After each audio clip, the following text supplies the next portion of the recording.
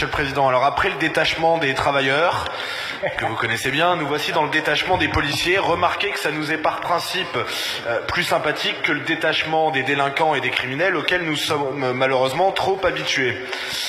Et oui, car c'est bien là le problème, chers collègues, c'est bien là le problème. C'est écrit d'ailleurs dans ce rapport noir sur blanc, la présence estivale de ces deux, oui, car c'est deux policiers, ça ne va pas révolutionner la sécurité dans nos TER, a priori.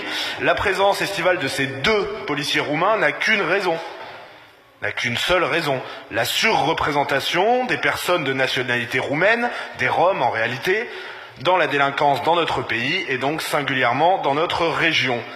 Mais tiens, il y aurait donc un lien entre immigration et insécurité ?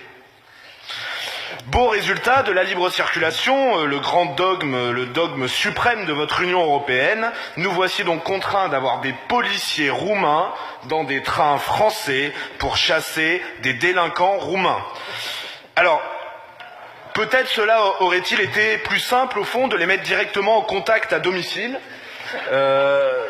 par exemple en expulsant les délinquants étrangers.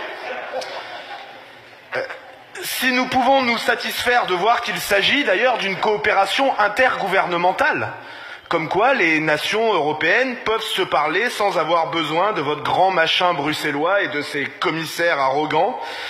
En revanche, nous émettons de vives réserves sur le fait d'avoir des policiers étrangers armés sur notre territoire. Et c'est pourquoi nous nous abstiendrons. Bon.